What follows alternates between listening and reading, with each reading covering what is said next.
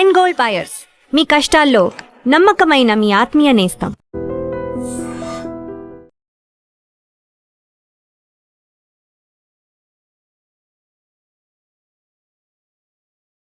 In fact మీరు వాళ్ళ parliament meetings కూడా చూస్తే కనుక మీకు ఒక క్లారిటీ వస్తుంది సార్. వాళ్ళ మినిస్టర్లు వాళ్ళ ప్రభుత్వాన్ని ఎలా దూషిస్తున్నారు. మీకు పంజాబీ అర్థం కాకపోవచ్చు సార్, నాకు అర్థం అవుతుందిగా. నా ఫేవరెట్ టైం పాస్ వాళ్ళ పార్లమెంట్ మీటింగ్ సార్.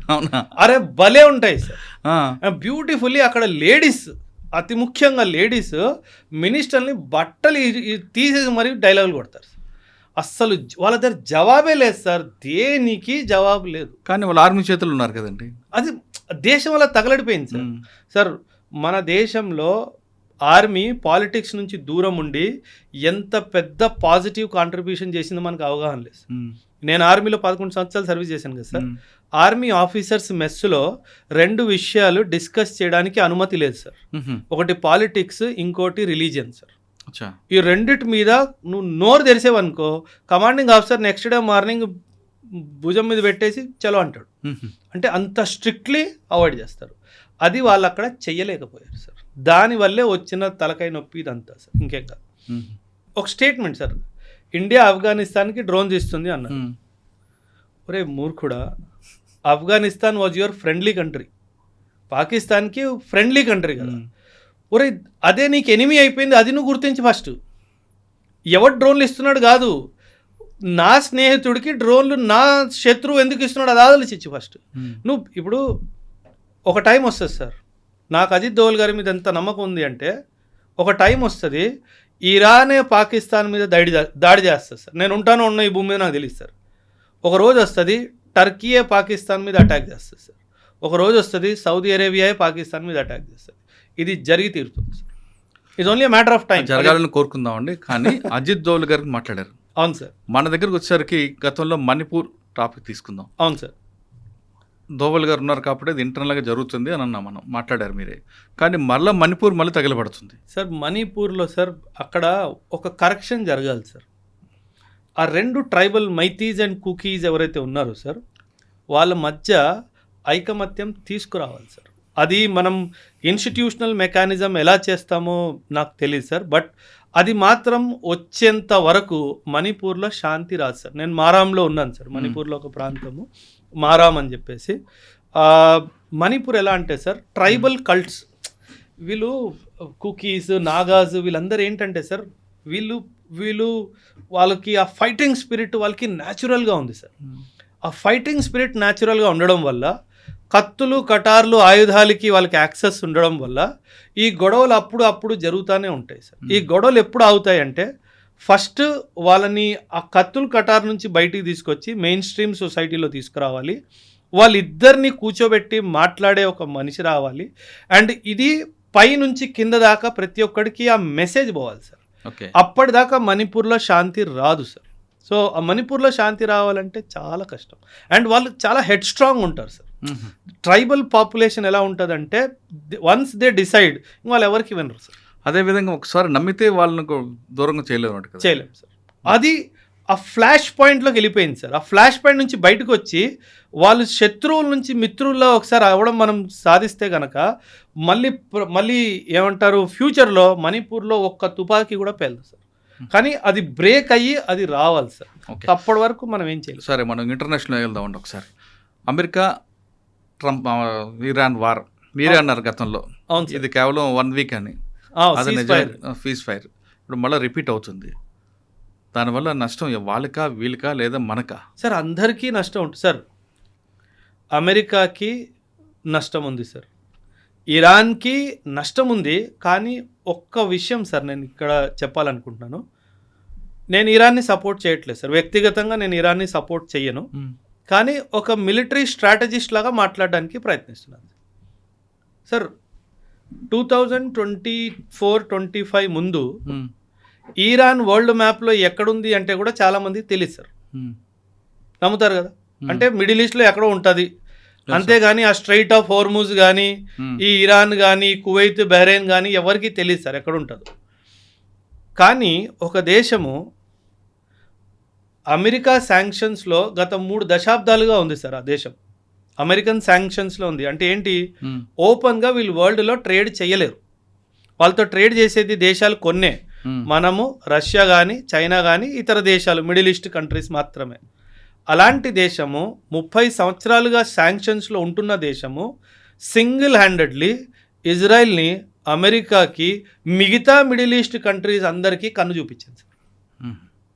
వీళ్ళందరూ కలిసి ఒక్కసారైనా వాడిని అరే బాబు నిన్ను ఓడిచ్చేసాము అని చెప్పి ఆ స్టేజ్ దాకా తీసుకెళ్లారా? లేదు. లీడర్షిప్ని ఎలిమినేట్ చేశారు.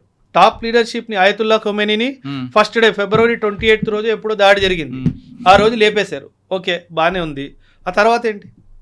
Nothing happened. ఎందుకంటే అమెరికా వార్ని ఇంటెన్సిఫై చేస్తుంది కానీ సస్టైన్ చేయలేదు. తనకు అంత కెపాసిటీ లేదు, సస్టైనెన్స్ కెపాసిటీ లేదు. మనము డీఎస్కలేట్ చేస్తూ సస్టైన్ చేయడానికి ప్రయత్నిస్తాం. అది మన war strategy sir. America war డాక్ట్రిన్లోనే చాలా పెద్ద తప్పు ఉంది సార్. సో ఆ తప్పు ఉన్నంత వరకు దేశంలో ఇలా డిస్టర్బెన్స్ కంటిన్యూగానే ఉంటుంది. ఇరాన్ సార్ ఇప్పుడు మీరు ఇప్పుడు చూస్తున్నారు సార్, నేను నెక్స్ట్ 5 years చూస్తున్నాను. ఈ నెక్స్ట్ 5 yearsలో Iran will come out as a superpower in the middle eastern region. ఇప్పుడు మీరు చూస్తున్న దాడులు చాలా జీరో. రానున్న టైంలో సౌదీని కానీ, కువైత్ని కానీ, యుఏఈని కానీ, ఇరాక్ని కానీ ఇరాన్ వదిలే ప్రసక్తే లేదు సార్. అండ్ వెనక నుంచి రష్యా అండ్ చైనా సపోర్ట్గా ఎప్పుడూ ఉంటారు. సో ఇప్పుడు ఏమైంది, పడుకున్న పులికెళ్ళి నువ్వు చెవిలో చేసినట్టుంది. ఇప్పుడు పులి లేచింది, ఇంక దానికి పోరాడాలి అనిపించే, ఏమంటారు దాన్ని, వేటకెళ్ళాలి అని అనిపిస్తుంది, దాన్ని ఆపడానికి వీల్లేదు. పడుకున్న పులిని నువ్వు లేపావు సార్. చూడండి సార్, ఒక not even advanced country Iran ఎక్కడుంది సార్ కంపేర్ టు అమెరికా? ఎక్కడా లేదు. Intelligence Israel best, defence forces best, missile systems best, drone systems best, air crafts best, అన్నీ బెస్ట్గా ఉన్నా ఏం చేస్తున్నారు? ఏం చేయలేకపోతున్నారు సార్. కువైత్ మీద ఎన్ని దాడులు జరిగాయి సార్? కువైత్ ఒక్క రిప్లైని ఇవ్వగలిగిందా సార్? యుఏఈ మీద ఎన్ని దాడులు చేసింది సార్ ఇరాన్? ఒక్క రిప్లైని ఇచ్చిందా సార్? ఏం లేదు. అమెరికా అమెరికా ఉద్దేశం ఏంటంటే మిడిల్ ఈస్ట్లో అన్రెస్ట్ క్రియేట్ చేయాలి సార్. ఈ అన్రెస్ట్ ఇప్పుడు సార్ సింపుల్ సార్, నేను ఈరోజు రాత్రి మీ ఇంటి మీద దాడి చేస్తాను అని చెప్పి మీకు వాట్సాప్ మెసేజ్ పెట్టాను. మీరేం చేస్తారు? కాపలాకి మనుషులు పెట్టుకుంటారా? పెట్టుకోరా? వెళ్ళి పోలీస్ స్టేషన్ కంప్లైంట్ ఇస్తారా? ఇవ్వరా? కాపలాకి మనుషులు పెట్టుకుంటారు, వాళ్ళకి ఆయుధాలు కూడా ఇస్తారు. ఆ ఆయుధాలు ఎక్కడి నుంచి అయినా కొనుక్కోవాలి కదా మీరు. ఈ మిడిల్ ఈస్ట్ దేశాలన్నీ అమెరికా ఉండి కాపలాగా ఉండమని చెప్పి ఆయుధాలు వాడి దగ్గర కొనుక్కుంటున్నారు. మిమ్మల్ని ఆయుధాలు కొనుక్కునేటట్టు చేసింది ఎవరు? నేను అమెరికా. సో అమెరికా ఏం చేస్తుందంటే మిడిల్ ఈస్ట్లో డిస్టర్బెన్స్ క్రియేట్ చేయాలి, ఆ డిస్టర్బెన్స్కి దేశాలు భయపడాలి, ఆ భయంతో నా దగ్గర ఆయుధాలు కొనుక్కోవాలి, వాళ్ళ దేశంలో మిలిటరీ బేస్ ఎస్టాబ్లిష్ చేయడానికి నాకు భూమి ఇవ్వాలి. వాడు కావాల్సింది అదే, వాడు క్రియేట్ చేసుకున్నాడు. మనమేమో ఇరాన్ న్యూక్లియర్ అన్నాం. ఇప్పుడు న్యూస్ పేపర్లో కానీ ఎక్కడైనా సరే న్యూక్లియర్ గురించి అసలు మాట కూడా వస్తుందా? రావట్లా.